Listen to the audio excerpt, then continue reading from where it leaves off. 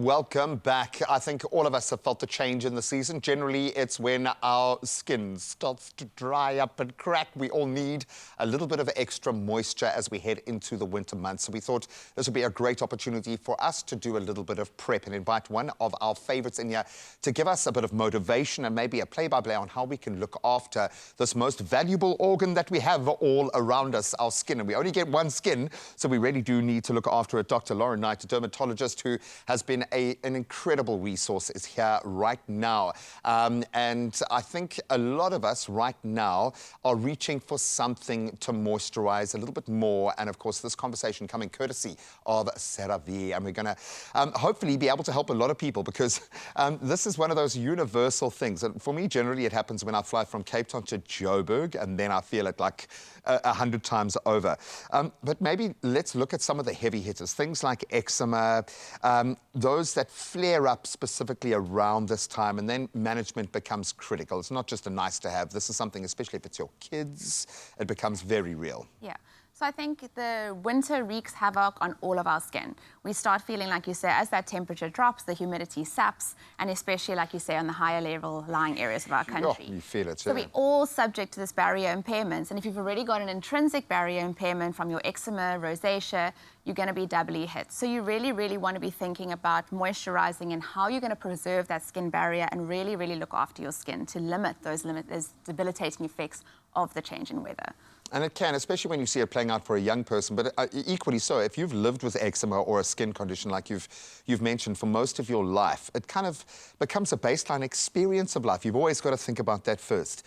The routine is a good thing, though, if you can get it right. So what sort of routine should we, when you talk about protecting the barrier, that seems to be the key battlefield here. How do we get that right? Exactly. So, I mean, not all routines are made equal, so you don't want to be spending a lot of time doing the wrong thing.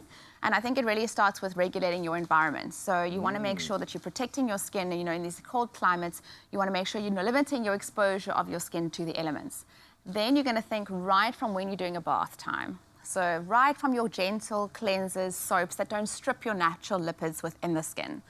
As soon as you get out the bath, you know, resist that urge while you're in the bath to turn up the heat really high, because that also just damages and splits your oils within your skin. So you're wanting more of a humid or a little warmish bath. Get out. Can you repeat that for my wife, who literally, if I've got to hop into a bath after, I get cooked. We all do it. You're just longing for that warmth. But comfort, you know, resist the urge. Keep it nice and lukewarm. Warm the room, rather. Get out, pat down the skin. I think that's the thing. Resist the kind of rubbing of your skin. Pat down your skin. And it's actually ideal to apply your moisturizer onto dampened skin. Because then you've already got that little bit of a layer of moisture to lock in.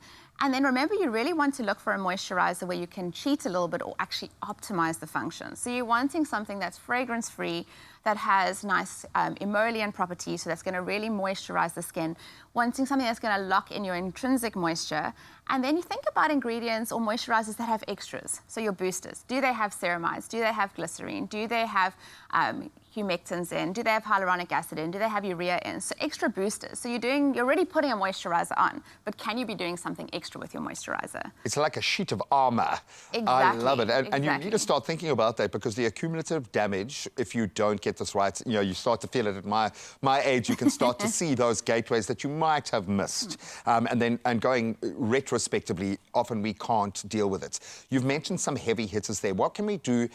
Yes, we've got our daily routine, but when we are experiencing dry to the point of flakiness, when things are really flaring up, what are those products that really do help us? And you've mentioned a couple already, Yeah, so I think really just non-fragrance, gentle moisturizers, wash rather, suited to your skin type. So you don't want to be damaging your barrier from the outset.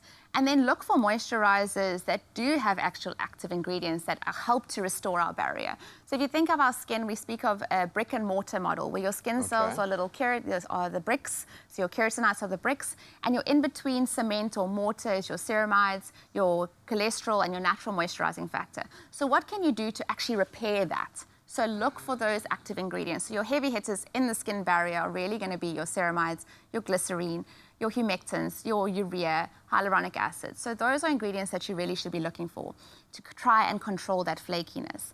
The other thing is to look at what you're doing. So are you using a lot of active ingredients that potentially are okay in summer, so your retinoids, your alpha hydroxy acids, that when you step into the cooler winter months where your skin is naturally drier, you're going to be exacerbating that flakiness by continuing to use these at a higher frequency. So you might need to step back a bit.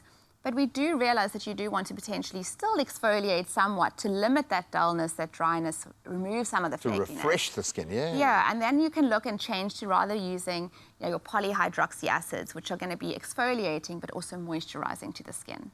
I love that. I love the fact that you can get a one-stop shop. These days, there are some unbelievably good products. The most important factor is you being consistent and doing it and applying. Don't leave it too long. It's one of those things that I think maybe because it affects so many of us every day that you might overlook it. Don't sit with dry skin this winter. Be proactive now. I know it's still a bit hot in some parts of the country, but it's going to get real very quickly.